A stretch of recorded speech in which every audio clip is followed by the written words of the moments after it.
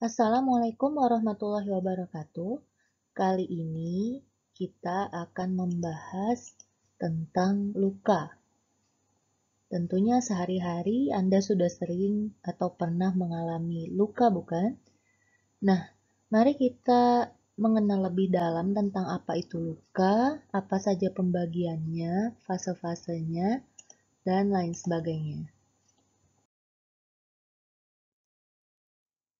Adapun topik besar yang akan kita bahas pada video kali ini adalah pengertian luka, klasifikasi luka, faktor yang mempengaruhi penyembuhan luka, dan fase penyembuhan luka.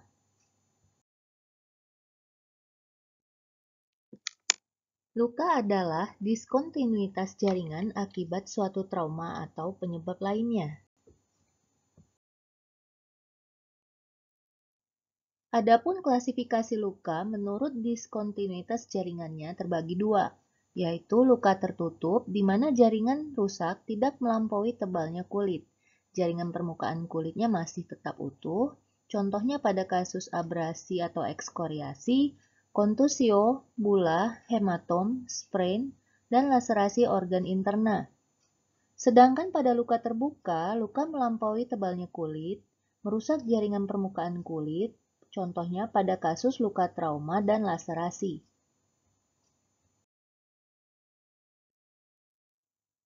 Sedangkan klasifikasi luka menurut waktu penyembuhannya juga terbagi dua, yaitu luka akut, di mana luka yang sembuh secara primer, dan sesuai dengan lama fase penyembuhan luka normal, yaitu antara 10-14 hari.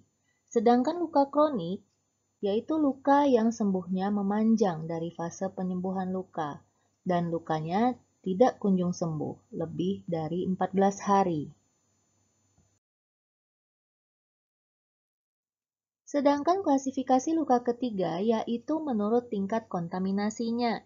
Terdiri atas 4 bagian yaitu luka bersih, di mana luka tidak terinfeksi, non-traumatik, luka operasi steril, luka operasi yang tidak melibatkan sistem respirasi, sistem pencernaan, ataupun sistem urogenital. Sementara luka bersih terkontaminasi yaitu luka operasi yang melibatkan sistem gastrointestinal atau saluran pernafasan dan saluran urogenikal yang non-infected. Luka kontaminasi yaitu luka laserasi jaringan lunak, fraktur tulang terbuka, trauma penetrasi, cedera jaringan lunak lainnya, luka traumatik, luka operasi GI tract infected, luka operasi yang melibatkan saluran genitourinaria, saluran empedu, disertai kontaminasi urin dan cairan empedu. Sedangkan luka kotor yaitu luka yang terkontaminasi berat, luka yang terinfeksi secara klinis, abses, luka kronik dengan jaringan nekrotik, atau dengan adanya corpus alienum.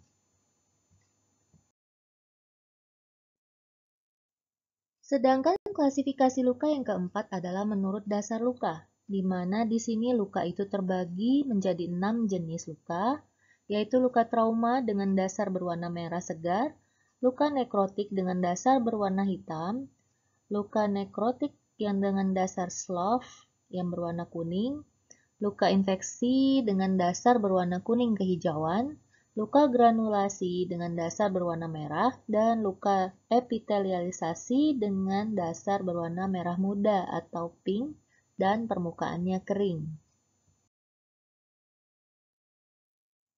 Sedangkan faktor yang mempengaruhi penyembuhan luka, cepat atau lambatnya penyembuhan luka itu dipengaruhi oleh usia.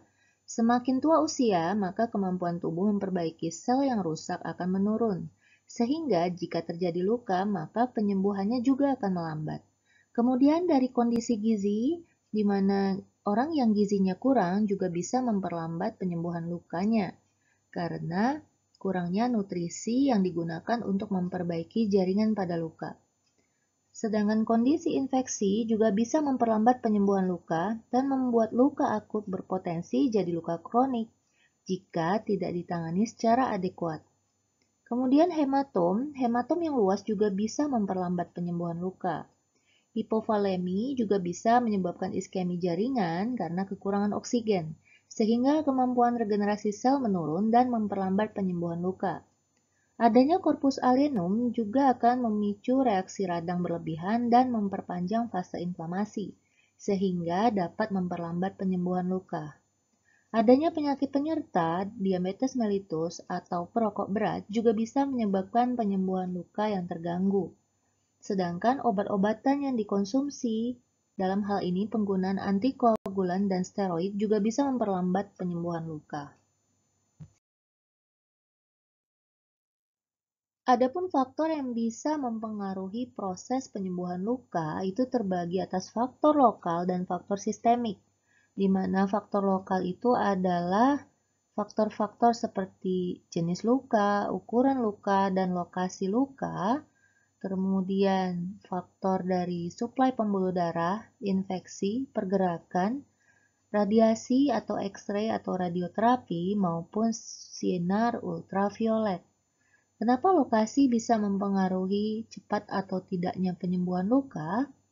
Karena luka yang dekat dengan area kepala di mana vaskularisasinya banyak itu akan cenderung lebih cepat sembuh dibandingkan luka yang terdapat di daerah kaki.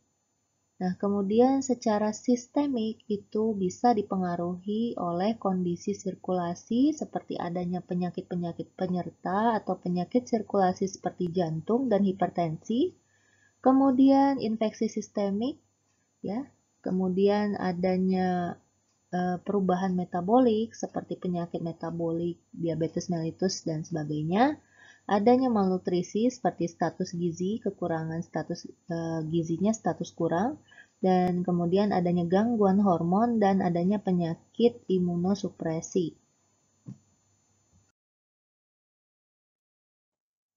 Karena status gizi sangat mempengaruhi proses penyembuhan luka, maka kita perlu tahu nutrisi yang dibutuhkan untuk penyembuhan luka, yaitu di fase inflamasi, di mana terjadi eksudasi luka, kemudian pembentukan klot, maka nutrisi yang sangat dibutuhkan pada fase ini adalah vitamin C, E, selenium, arginin, sistein, dan metionin. Sementara pada fase proliferasi, di mana terjadi proses angiogenesis, proliferasi fibroblast, sintesis kolagen, dan pembentukan matriks kolagen, serta proses reepitelisasi. Sehingga nutrisi yang dibutuhkan pada masa ini adalah vitamin A, vitamin C, tiamin, pantothenic acid, zinc, dan manganis. Kemudian pada fase ketiga di mana terjadi maturasi dan remodeling, adanya kolagen, pembentukan kolagen atau proses pematangan kolagen, kemudian ada kontraksi luka dan adanya tensile strength, perubahan tensile strength menuju ke optimal. Nah, maka di sini dibutuhkan nutrisi berupa vitamin A, vitamin C, zinc, koper, dan manganis. Nah, sebelum kita membahas mengenai keadaan penyembuhan luka yang patologis, tentunya kita perlu tahu bagaimana sih fase penyembuhan luka normal. Nah, fase penyembuhan luka normal terbagi atas 3 fase, yaitu fase inflamasi di mana terjadi setelah 1-5 hari setelah terjadinya luka. Kemudian pada fase proliferasi terjadi dalam waktu 6 sampai dengan 21 hari atau 14 hari pos terjadinya luka.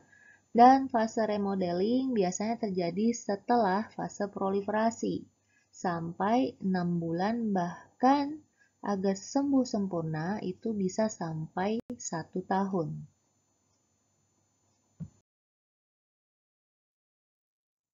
Nah, mengapa sih penyembuhan luka itu ada 3 fase? Apakah kalian tahu sebenarnya setiap fase itu punya tujuan spesifik terhadap penyembuhan luka, di mana fase inflamasi itu bertujuan untuk menyingkirkan jaringan yang mati dan mencegah invasi bakteri dan terjadinya infeksi.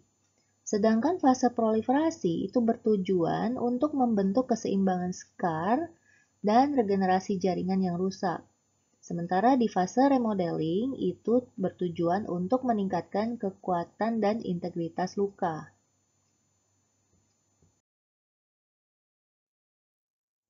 Nah, berikut ini adalah hal-hal yang terjadi di fase inflamasi, di mana fase ini terjadi biasanya di hari pertama segera setelah terjadinya luka sampai dengan hari kelima.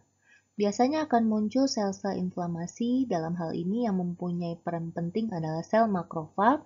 Kemudian terjadi proses debridement atau pembuangan jaringan yang mati, mencegah kolonisasi serta infeksi dari bakteri, dan jaringan yang luka itu akan mengaktifasi faktor-faktor pembekuan darah yang mencegah pendarahan terjadi lebih lanjut, yang disebut juga dengan fase hemostasis.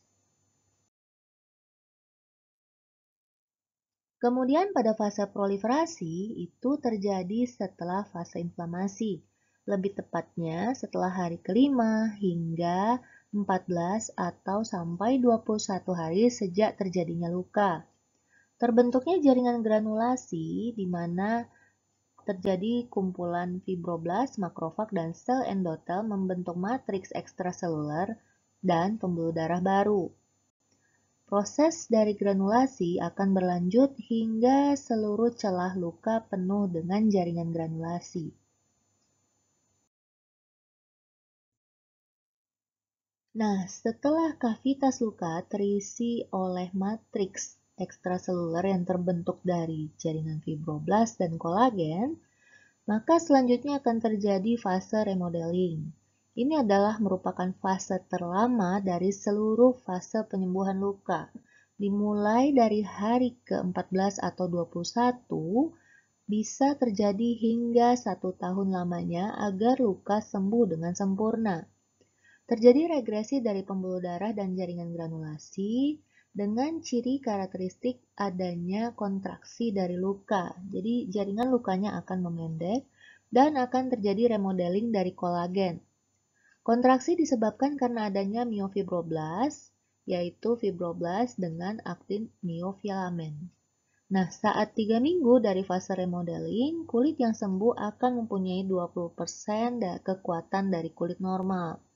Di mana jika kulit luka yang sembuh sempurna itu hanya mempunyai maksimal 80% dari kekuatan kulit sebelum terluka.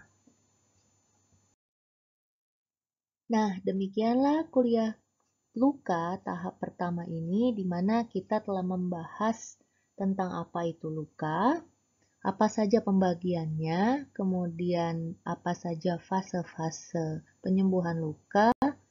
Untuk berikutnya, silahkan cek kuliah luka bagian kedua, yaitu luka kronis dan ulcus decubitus. Sampai jumpa di video tutorial berikutnya.